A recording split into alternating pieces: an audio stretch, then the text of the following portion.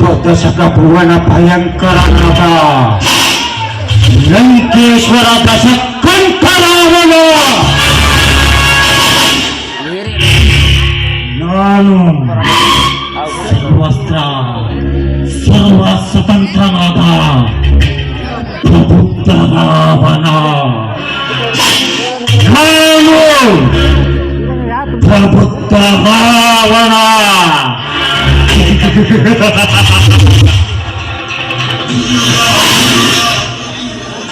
ಎಲ್ಲ ಬ್ರಹ್ಮಾಂಡವನ್ನ ಕಂಡು ಒಪ್ಪಂದಗಳನ್ನ ಚಂದಾದ ಬಲ್ಲ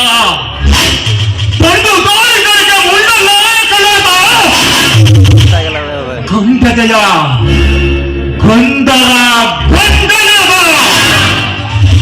ಪ್ರಚಂಡ ರಾವಣ.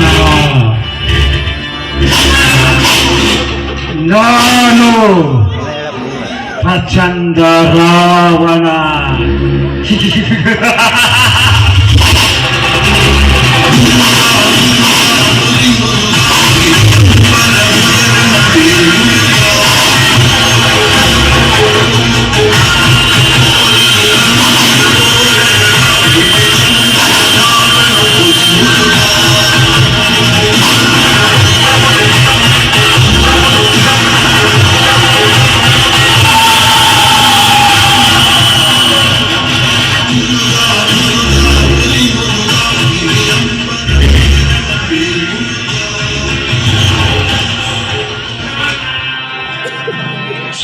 ಸಾಧಿಸಲು ಸುಗ ವೃತ್ತದ ಬುಡದಲ್ಲಿ ಅಡಿಗೆ ಕುಳಿತ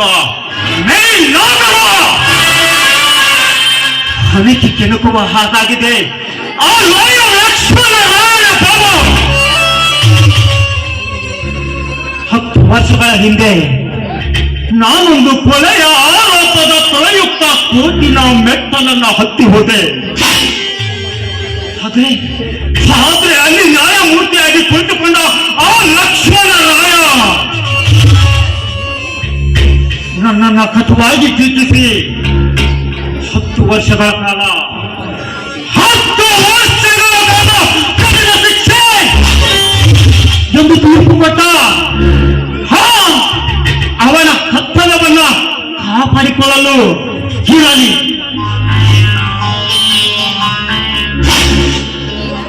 ಈಗ ಅವನ ಬಾಳ ಬದುಕಿನ ಬಳ್ಳಿಯ ಹೂವಾಗಿ ಮೊಳೆತು ನಿಂತ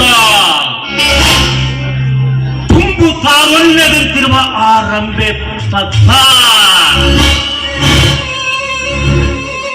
ದಿನ ದಿನಕ್ಕೂ ನನ್ನ ಕಣ್ಮುಂದೆ ನಿಂತು ತನ್ನ ಹಂಬಲದ ಮೈಕಾಂತಿಯನ್ನು ಕಂಗೊಳಿಸುವ ಕಾತುರದ ಕಾಮಿನಿಯಾಗಿದ್ದಾಳೆ. ಆ ರಂಬೆ ಆ ರುದ್ರ ತಾಂಡವನ ನೃತ್ಯಕ್ಕೆ ಹಿರಿ ಗಗನವೇ ನಡೆದುವಂತೆ ಈ ಪ್ರತಾಪನ ಚಂದನ್ನಿನ ನೋಟಕ್ಕೆ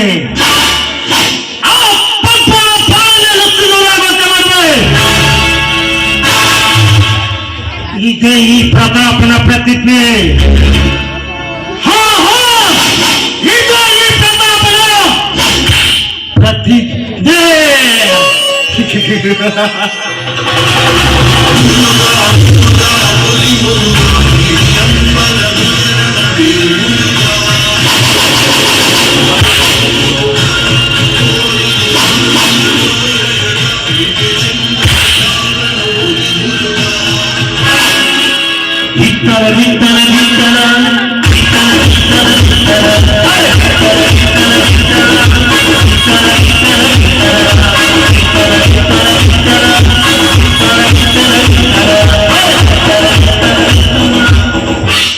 ನಮಸ್ಕಾರ. ಈ ಶಿವ ಆಗಲೇ ಯಾವ್ದೋ ಪ್ರತಿಜ್ಞೆ ಮಾಡಿ ಹೊಂಟಾಗಿದ್ದಲ್ಲ, ನೀವು ಹೋಗಿ ಕೆಲಸ ಹಣ್ಣು ಕಾಯಿ ಅನ್ನೋದು ಇಲ್ಲಿ ಅಕ್ಕಡೆ ಇರೋದು ಬೇಕಾಗಿದ್ರ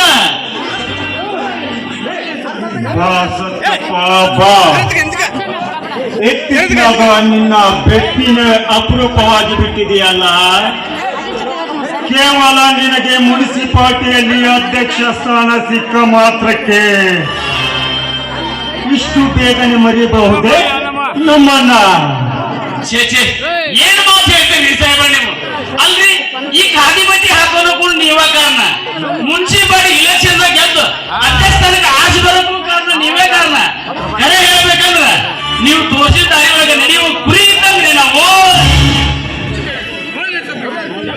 ಕರೆಕ್ಟ್ ಸತ್ಯಪ್ಪ, ನಿನ್ ಮಾತು 100ಕ್ಕೆ 100ರಷ್ಟು ಸತ್ಯವಿದೆ ಸತ್ಯಪ್ಪ.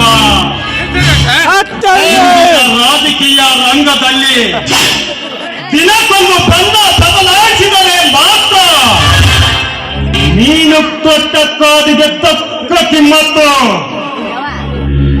ಹೇಗೋ ಸ್ಥಾನ ಸಿಕ್ಕಿದೆ, ಅದನ್ನು ಭದ್ರವಾಗಿ ಉಳಿಸಿಕೋ, ತಿಳಿಯುತ್ತೆ? ಏನಂದ್ರೆ ಶಿವ, ನಾನು ದಡ್ಡನಿಲ್ಲ ಅಲ್ರಿ. ನಾ ಮೊದಲು ಈ ಊರಾಗ ಹೆಂಗಿದ್ದೆ, ಮೊದಲು ಹೆಂಗಾದೆ ನೀವ ಕಣ್ಣಾರೆ ನೋಡ್ತೀರಿ. ನಿಮ್ಮದು ವಿಚಾರಿಸಿ ಅಂತ ಹೇಳಿಬಿಡ್ರಿ. ನಿಮ್ ತಲೆಯಲ್ಲಿ ಇರಲಾಗಿತ್ತು ಬ್ರಿಟನ್ನು, ಅಮೆರಿಕ ಅಥವಾ ರಷ್ಯಾದಾಗಿರ್ಬೇಕು. ಬಹಳ ಚಲೋ ಆಗಿತ್ತು ನೋಡ್ರಿ. ನಿಮ್ಮದು ವಿಚಾರಿಸಿ ತಲೀರಿ. ಕರೆಕ್ಟ್ ಸತ್ಯಪ್ಪ, ನಿನ್ನ ಮಾತು 100ಕ್ಕೆ 100ರಷ್ಟು ಸತ್ಯವಿದೆ ಸತ್ಯಪ್ಪ. ಈ ನನ್ನ ಮೈಂಡ್ ಅನ್ನ ಅರ್ಥ ಮಾಡ್ಕೊಳ್ಳಿಕ್ಕೆ ಮಹಾ ಮಂತ್ರಿಗಳೇ ಬಂದು ನನ್ನ ಹತ್ರ ಸಲಹೆ ಪಡೆದು ಉಲ್ಲಾಟ ಪಲಾಟ ಉಲ್ಲಾಟ ಮಾಡುತ್ತಾರೆ. ಅದು ನಿನ್ನ ಪತ್ತೆ. ಹೆಂಗಂದ್ರಿ ಸಾಬ್ರ, ನಮಗ ಮಂತ್ರಿ ಅಂದ್ರೆ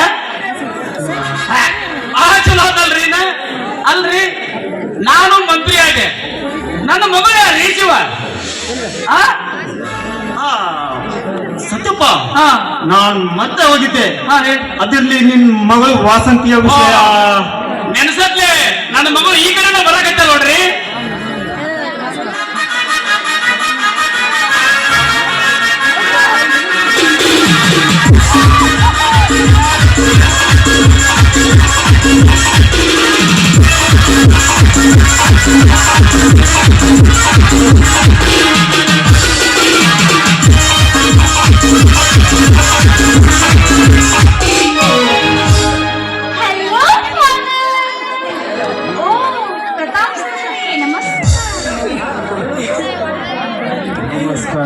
ನಮಸ್ಕಾರ ವಾಸಂತಿ, ಹೇಗ್ ನಡೆದಿದೆ ನಿನ್ನ ಟೈಲರಿಂಗ್ ಸ್ಕೂಲ್?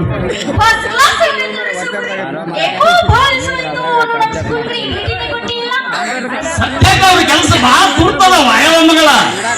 ಅವ್ರು ಹಗಲಲ್ಲ ಬರಲ್ಲ, ಯಾಕಂದ್ರ ಬಹಳ ಅವ್ರು ಬಿಸಿ ಇರ್ತಾರ. ತಲೆ ಕೆಟ್ಟಂದ್ರ ಉಂಡು ನೀರು ಉಗುಳಕ್ ಅಲ್ಲಿಗೆ ಬರೋರು ಇವ್ರು. ಯಾಕಂದ್ರ ಹೆಣ್ಣು ಮಕ್ಕಳು ಸ್ಕೂಲ್ ನೋಡು, ಒಂದು ಕಣ್ಣು ಇರಾಕಬೇಕು ಅವ್ರದ್ದು.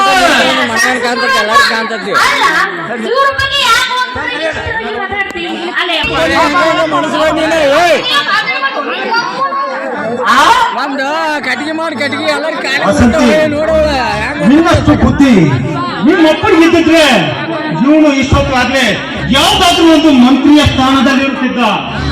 ಬುದ್ಧಿ ಏನಿದೆ ಆದ್ರೆ ಮೆದುಳಿಲ್ಲ ಈ ಪ್ರೆಸೆಂಟ್ಗೆ. ಏನಂದ್ರೆ ನಾನು ದಡ್ಡನಿಲ್ಲ. ಏನ್ರಿ ಸ್ವಲ್ಪ ನೀ ಏನು ಮಾತಾಡಕತ್ತೀರಿ? ನನ್ನ ಬುದ್ಧಿನಿಲ್ಲ ತಿಳ್ಕೊಂಡ್ರಿ ಏನು?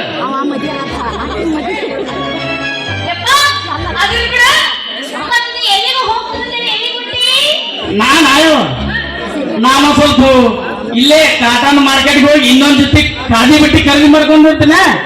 ನೀನು ಮನೆಗೆ ಹೋಗಿ ಯಾವ್ದೇವ?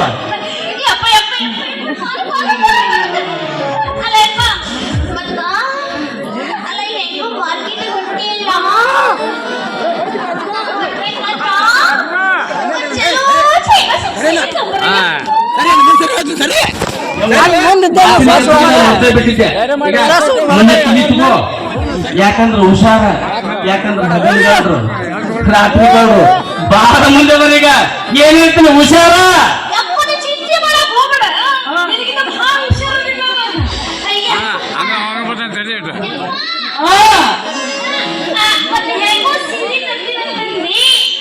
ಅಲ್ಲಿ ಚೈನಾ ಸೀರೆ ಅಂದಲ್ಲ, ಕಲರ್ ಅಂತಾರಲ್ಲ, ಇನ್ನು ಪ್ಲೇನ್ ಅಂತಾರಲ್ಲ.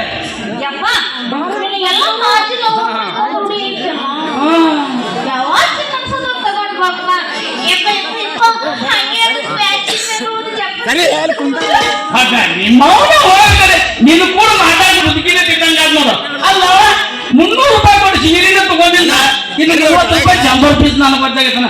ಸುಮ್ಮನೆ ಮನೆಗೆ ಹೋಗೋದು ಹೊತ್ತ ಬರ್ಲೇ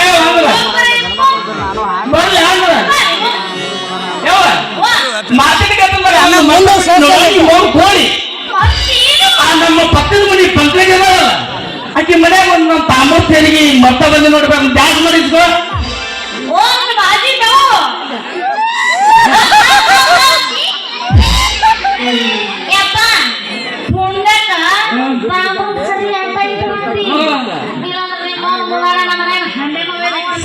ಸಾಕು ನಿಮ್ಮ ಕೈ ಹೆಚ್ಚು ಕಲಿಬೇಡ ಸುಮ್ಮನೆ ಇಲ್ಲ ಬಾಯಿ ಮುಚ್ಕೊಂಡು ಮನೆಗೆ ಹೋಗಿರೋರು ನಡಿಲ್ಲ ಇಲ್ಲ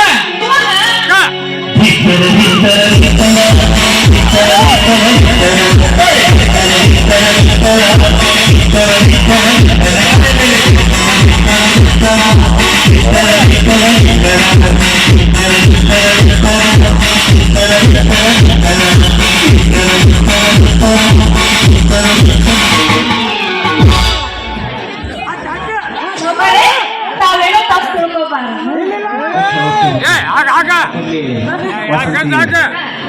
ನನ್ನ ನಿನ್ನ ಪ್ರೇಮವನ್ನು ಎಲ್ಲಿ ತಂತು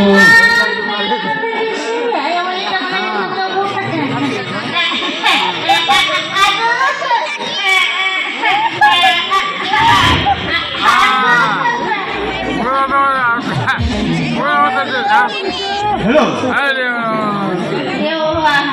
ಏನಂತೂ ಈ ಪ್ರತಾಪ ಕಣ್ಣನ ಮೇಲೆ ಬೇಕಂಬಂಗ ಏನಾಗ್ತದೆ ಈಗಿನ ಜಗತ್ತಿನ ಹಣ ಹೋಗಿದ್ ಸಾಕ ಏನೋ ಜಗತ್ತಿನ ಎಷ್ಟು ಮಂದಿ ಹೆಣ್ಮಕ್ಳವ್ರ ಅವ್ರಿಗೆಲ್ಲ ತಮ್ಮ ಕೈಗೊಂಬೆಗಳನ್ನ ಮಾಡ್ಕೋಬೇಕಾಗ್ತದ್ರಿ ಶ್ರೀಮಂತ ಜನ ಇರ್ಲಿ ಈ ಬನ್ನಿ ಹೇಗಾದ್ರು ಮಾಡಿ ಒಂದು ಕಳ್ಳ ಪ್ರೇಮದ ನಾಟಕ ಆಡಿ ಈ ಪೀಡೆಯಿಂದ ಪಾರಾಗಲೇಬೇಕು. ವಸಂತಿ, ನಿನಗೆ ನಾನು ಟೈಲರಿಂಗ್ ಸ್ಕೂಲ್ನಲ್ಲಿ ಕೆಲಸ ಕೊಡಿಸಿದ್ದು ನಿನ್ನಲ್ಲಿರುವ ವಿದ್ಯೆ ಬುದ್ಧಿಯನ್ನು ನೋಡಿ ಅಲ್ಲ, ಮತ್ತೆ ನಿನ್ನಲ್ಲಿರುವ ಈ ನನ್ನ ಒಣಪು ವೈಚಾರಕ್ಕೆ ಮನಸೋತು ನಾನು ನಿನಗೆ ಆ ಕೆಲಸವನ್ನ ಕೊಡಿಸಿದ್ದೀನಿ. ಅರ್ಥವಾಗಿರ್ಬೇಕಲ್ಲ? ಈಗ ಚಂದ ಅರ್ಥ ಆದ್ರಿ. ಆಮೇಲೆ ಸಾಕ್ರೆ ನಾನ್ ನಿಮ್ಮನ್ನ ಆಗ್ಬೇಕಾದ್ರೆ ನನಗೆ ಒಂದು ಸ್ವಲ್ಪ ಟೈಮ್ ಕೊಡಿ, ಆಮೇಲೆ ವಿಚಾರ ಮಾಡಿ ಹೇಳ್ತೀನಿ. ಸರಿ, ಹಾಗಾದ್ರೆ ಸಮಯವಂತೂ ಕೊಡೋಣ. ಆದ್ರೆ ಈಗ ಸದ್ಯಕ್ಕೇನಾದ್ರೂ ನನ್ನ